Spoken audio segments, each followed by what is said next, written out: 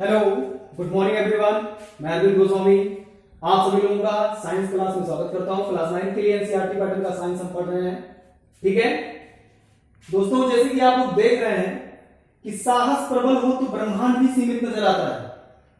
ये बिल्कुल सही बात है, आजमाई हुई बात है। आप एक बार अपने अंदर साहस पैदा करके देखिए, ये सही लगेगा आपको कि वाकई ब्रह्मांड सीमित नजर आता है। ब्रह्मांड सीमित नजर आने का मतलब यहाँ पे ये है कि जब हमें ब्रह्मांड सीमित नजर आने लगा, जिस ब्रह्मांड में चराचर विद्यमान है, तो फिर बचा क्या।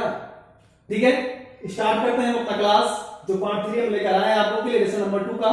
ठीक है, निलंबन तक हम लोगों ने चर्चा किया था, डिफिनेशन भी पढ़ा था, उसको समझा था भी एग्जाम्पल के साथ। और इसके आगे हम कोलाइड के बारे में पढ़ते हैं। ठीक है, तो इस थेम को मैं इरेज करता हूं, ये आपके दिमाग में जहन में बैठे, इसलिए मैंने इसको यहां पर राइट किया है।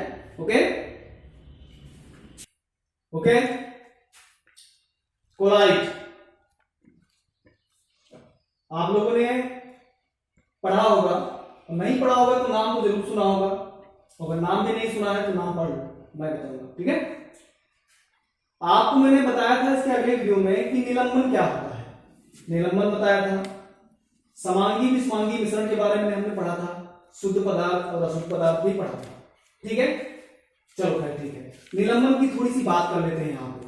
क्यों, आपने तो कोलाइड लिख रखा है, हाँ, लेकिन निलंबन की बात हम इसलिए करेंगे क्योंकि जब लड़के का गुणगान किया जाता है तो बाप का बात पहले किया जाता है। समझे बात। अब निलंबन में मैंने बताया था आपको कि अगर कोई ग्लास है, उसमें कोई ब्लेंड, कोई सॉल्यूशन है, कोई ब्लेंड इसके अंदर है, तो निलंबन वो क्यों है, वो निलंबित क्यों है। निलंबित वो इसलिए है क्योंकि सर वो जो मिश्रण है वो विषमांगी मिश्रण है। विषमांगी होगा। क्योंकि सर आपने बताया था कि सर ग्लास में जब हम चाक के बुरादे को डालेंगे तो चाक पूरी तरह से उसमें ना घुल के उसके कण जो है नीचे तली में बैठ जाते हैं। निलंबन का जो परिभाषा है सामान्य रूप से, निलंबन होता क्या चीज है, तो विलयन, निलंबन कोलाइड और विलयन के ही ये पार्ट है। ये जो पार्ट आपका जो कहता हूं मैं, ये विलयन की बात मैंने की, विलयन का डिफिनेशन बता दिया आपको। इसके बाद मैंने आपको निलंबन पढ़ाया है, ठीक है, और उसके बाद अब आपको कोलाइड पढ़ा रहा हूं। तो भैया ये निलंबन विलयन जो है, ये विलयन के दो रूप हैं, कोलाइड और निलंबन। ये दो कंडीशन होते हैं इसके। ठीक है, अब आप इसी में पढ़ेंगे संतृप्त विलयन, असंतृप्त विलयन, ये भी आप पढ़ेंगे। फिलहाल हम निलंबन क्या जानते हैं, हम निलंबन यही जानते हैं कि इस पे टिंडल का प्रभाव काम नहीं करता। मतलब अगर इस विलयन के आर पार हम कोई रोशनी अगर पार करवाते हैं, कोई टॉर्च जलाते हैं, तो आपका जो रोशनी पड़ेगा वो पूरे सॉल्यूशन पे नहीं जाएगा, क्योंकि इसके कण जो है, विलेय के कण जो इसमें विलीन है, जो चाक का बुरादा है आपका, वो पूरी तरह से घुला नहीं रहेगा, बल्कि वो शांत हो जाने पर तली में नीचे बैठ जाएगा। ठीक, इसलिए ये प्रकाश को फैला नहीं पाते। ठीक है, ये तो था निलंबन। ठीक है, बता दिया आपको। निलंबन का मतलब ये है कि कण पूरी तरह से मिलेंगे नहीं, वो अंततः नीचे बैठ जाएंगे तली में। और कोलाइड क्या है, कोलाइड एक विषमांगी मिश्रण है। These are heterogeneous solution. ठीक है, ये एक हेटेरोजीनियस सॉल्यूशन होता है कोलाइड कहने का मतलब समझिए।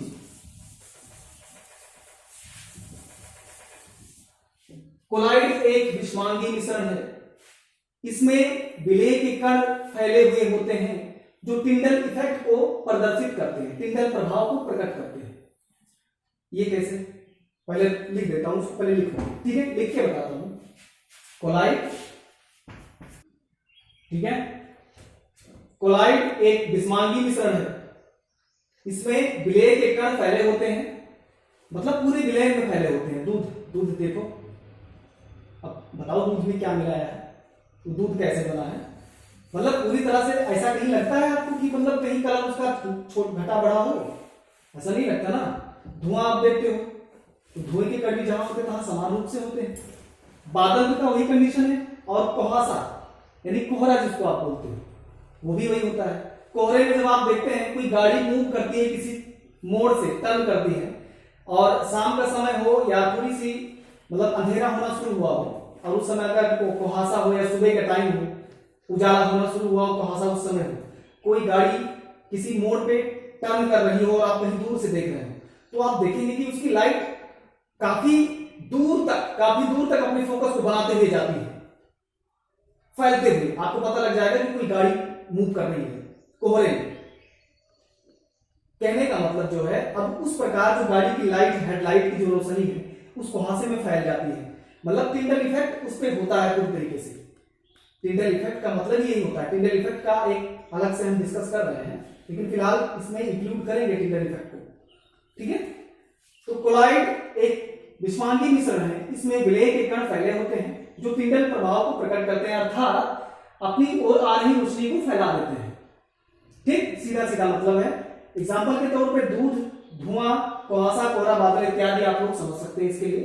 ठीक, अब हम बात करते हैं, आप लोग नोट डाउन कर सकते हैं इसको, केवल डिफिनीशन है, ठीक है, समझना बहुत जरूरी है इसको। अब हम बात करते हैं कोलाइड के बाद में टिंडल इफेक्ट की, ठीक है। टिंडल इफेक्ट आप लोग बचपन से देखते आ रहे होंगे अपने घरों में, अपने घर के झरोखों में, खिड़कियों के झरोखों में, लेकिन आपने सोचा तो होगा, देखा तो होगा, लेकिन टिंडल इफेक्ट के बारे में नहीं सोचा होगा।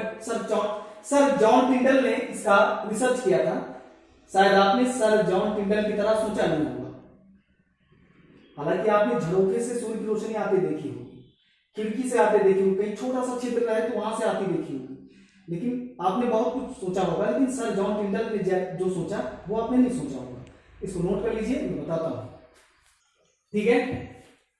टिंडल प्रभाव, सर जॉन टिंडल ने बताया कि किसी माध्यम में किसी छोटे से छिद्र या किसी बहुत सूक्ष्म रास्ते से आ रही सूर्य के प्रकाश की रोशनी उस माध्यम में उपस्थित कणों पे, ठीक है, फैल जाती है। क्या बताया था? सर जॉन टिंडल ने कहा था कि किसी माध्यम में किसी छोटे से छिद्र या किसी माध्यम से, किसी रास्ते से सूर्य की रोशनी आ रही, सूर्य की रोशनी उस माध्यम में उपस्थित कणों पर फैल जाती है। कहने का मतलब क्या है सर जी, आपके नहीं समझ में आ रहा ना? देखो, ये आपका कोई रूम है, सपोज कीजिए ये आपका कोई रूम है, यहां सनलाइट है, ठीक है, ये सनलाइट है, आपका झरोखा यहां है, घर का जो झरोखा है यहां। जब रोशनी ऐसे पड़ती है इसकी, ठीक है, तो क्या होता है, यहां देखते हैं आप, जब छोटा सा छिद्र है, अब रोशनी तो भाई वहां से तो ज्यादा मात्रा में आती है, लेकिन जब आपकी यहां दीवार पे पहुंचती है तो वो रास्ते के अनुसार ही अपना आकार कम कर लेती है, उतना मात्रा कम कर लेती है, उतना ही जाती है उसके अंदर।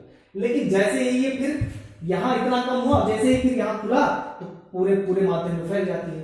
अर्थात ये चीज कुछ इस तरह से बिहेव करती है, कुछ ऐसा आपको लगता होगा। और जब आप इसमें ध्यान से देखते होंगे तो आपको लगता होगा कि इसमें छोटे छोटे कण जो है बहुत तीव्र गति से इधर उधर चल रहे हैं, ठीक है। अब थोड़ा सा उसमें हाथ आप फेर देंगे तो उनकी गड़कड़ों की गति और तेज हो जाती है, करके देखिए कभी, ठीक है, ये, ठीक है, इनके कण लगातार गति करते रहती है, और ये जिस माध्यम में जाते हैं, इस प्रकार ये रोशनी जिस माध्यम में जाती है उस माध्यम में उपस्थित कणों पे फैल जाती है।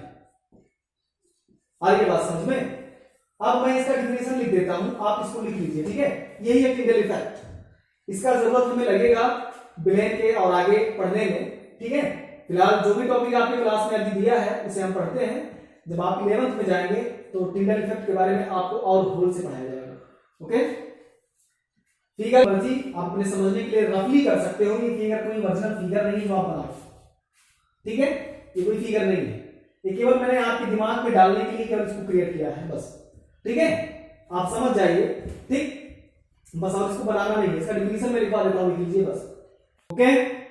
टिंडल प्रभाव, किसी माध्यम में जा रही प्रकाश किरणों का फैलना टिंडल प्रभाव कहलाता है। इसमें कण गतिशील नजर आते हैं। जब आप टिंडल इफेक्ट देखेंगे तो उसमें कण जो होंगे उसमें आपको कण दिखेंगे, उसमें ऐसा लगेगा कि बहुत छोटे छोटे सूक्ष्म कण हैं जो इधर उधर बहुत तेज तेज गति कर रहे हैं, आपको दिखेगा। ठीक है, आप निलंबन में ही ये करके देख लीजिएगा, कोई निलंबित सोल्यूशन बना लीजिए और उसमें किसी छोटे चार्ज से आप रोशनी कीजिए, देखिए उसमें कण आपको दिखेंगे विलयन में। ठीक है, तो ये टिंडल इफेक्ट है आपका। ठीक है, अब हम बात करते हैं संतृप्त विलयन और असंतृप्त विलयन की, यानी सैचुरेटेड सॉल्यूशन, अनसैचुरेटेड सॉल्यूशन। ठीक है, तो जनरली पहले इसको आप लिख लीजिए, तो बता देता हूं। संतृप्त विलयन और असंतृप्त विलयन। संतृप्त विलयन का मतलब होता है, संतृप्त विलयन में विलेय जो होते हैं वो पूरी तरह से घुल जाते हैं। संतृप्त विलयन में मैं लिख देता हूं, परिभाषा आप लिख लीजिए। संतृप्त विलयन में, संतृप्त विलयन में विलेय के कण, विलेय के कण पूर्ण रूप से घुल जाते हैं।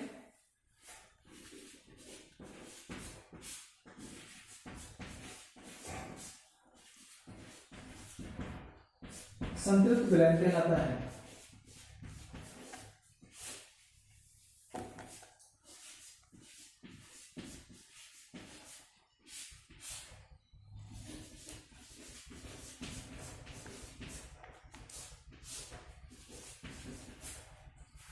ठीक है, और इसके बाद में असंतृप्त विलयन।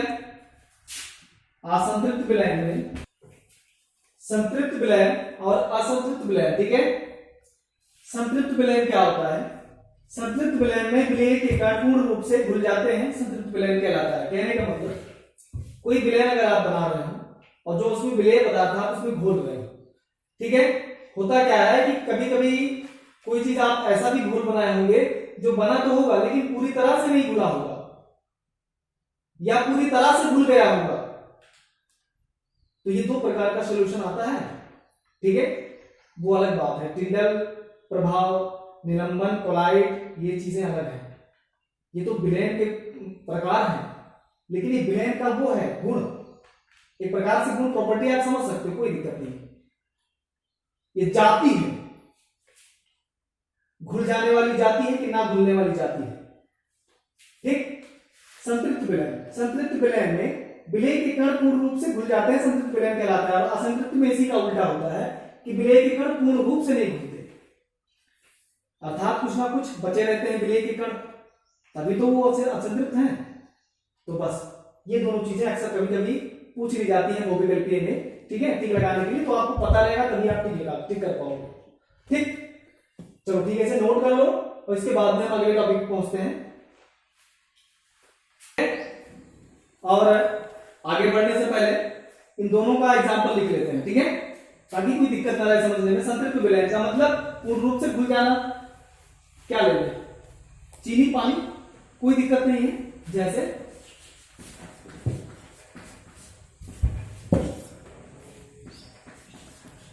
चीनी और जल,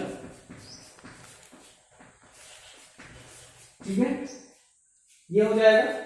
और यहां पे चॉक पाउडर, जल, दोनों ले लो।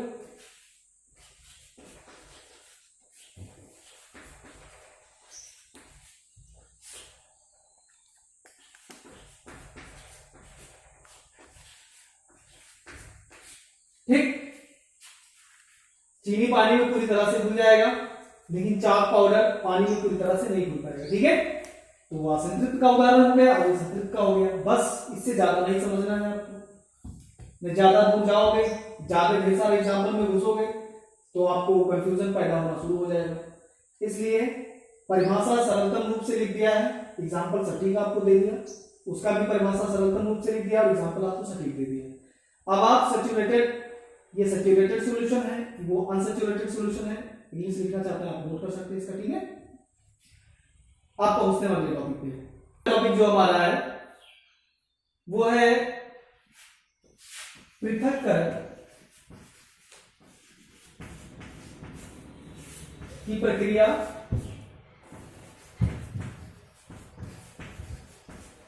ठीक। और उसके बाद हम पढ़ेंगे विलयन की सांद्रता,